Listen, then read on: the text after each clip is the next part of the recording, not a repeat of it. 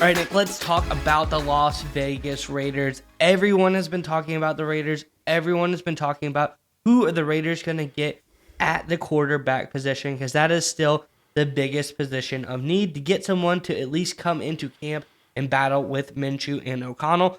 And I think we have gotten some evidence that we really like to, talk about in as form as drafting and betting and who are the odds-on favorites to go at certain positions. There's some information behind that I think is pretty key. Let's get into this article, and then we can talk more about what it means on the other side. This, of course, is from heavy.com, and it says, "It's no secret, of course, the Las Vegas Raiders intend to come out of this draft with a rookie who can at least compete for a starting quarterback job, going against second-year man Aiden O'Connell and veteran signee Gardner Minshew. It's also no secret that they would like quarterback to be LSU star Jaden Daniels. But increasingly, there is momentum suggesting Penix Jr. will be the guy. In fact, at DraftKings, they have the Raiders listed as odds-on favorite to pick Penix later this month. They are plus 260 to pick Penix, according to online sportsbooks, ahead of Atlanta plus 350 and Seattle plus 450. Again, that's from heavy.com. Nate, I think this is very interesting news, and I think it's good news for the Raiders as well. I'm curious what your thoughts are, but Raiders fans, in the comment section below. It seems things are narrowing. It seems there are being less and less decisions on the table for who the Raiders are wanting to pick in the upcoming draft. Whether or not they're available, let's just go off who you want. What would you rather have the Raiders do? Trade up to get a guy like Jaden Daniels, or maybe sit back and try to get a guy like Michael Penix Jr.? Let us know in the comment section below. But Nick, what are your thoughts on this latest news about the Raiders? So it's important to understand, right? We talk about it all the time on this channel. If you really want to know the directions, the most logical direction a team is going to, look at what the odds makers are saying, because those are the entities with literally billions of dollars behind making it right? These are companies, these sports books, these casinos, all these kind of guys, where they aren't talking heads. They aren't trying to get clicks. They're trying to make money, follow the money. So when an entity like the sportsbook says, listen, Penix Jr. is the odds-on favorite to be selected by the Raiders, that's an indicator that they've done the research, they've done the analysis, they put their money on the line saying, hey, listen, this is what we think is going to happen.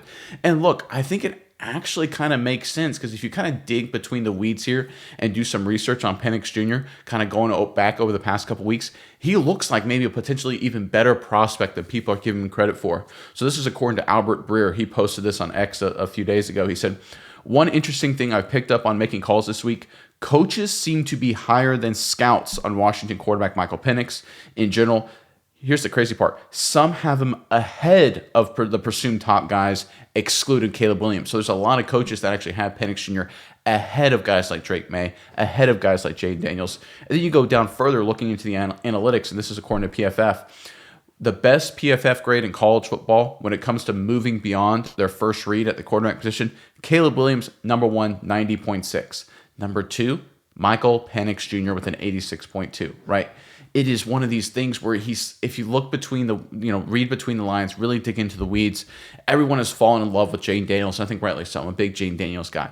But there's a lot of data and a lot of research to support that Penix Jr. could be one of those elite prospects that people are discounting as they fall later in the draft. And look, let's be totally honest here. This is not uncommon. We saw quarterbacks like, and I know I'm not going to, this comparison, it's early. We're not saying it's going to happen, but Lamar Jackson was picked 32, I believe, right into the first round. Patrick Mahomes was not a top 5 pick, right? So there is a lot of evidence to indicate that, like, look, just because you're not getting the quarterback that's one of the 1 or 2 guys in the top 5 doesn't mean he's not going to be a superstar. And this momentum building behind Michael Penix Jr.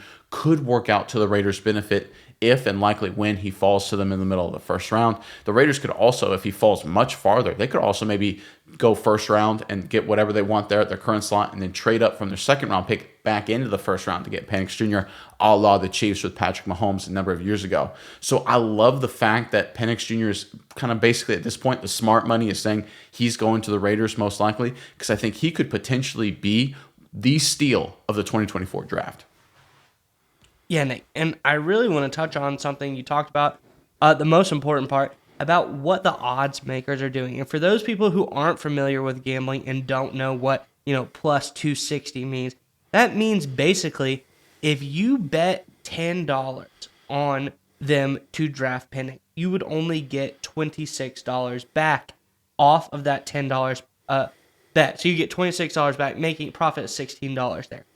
That means they have Michael Penix Jr. as the least profitable bet, the least enticing bet, the bet that they don't want people to make because they think that is what is going to happen. That's what it means when they say plus 260. So I think, like what you said, it's these people's jobs to guess and try to prognosticate what is going to happen. And the fact that they have Michael Penix so high up there that they're like, we don't want really people to bet on Michael Penix. We don't want to make it a profitable bet whatsoever because we believe that's going to happen.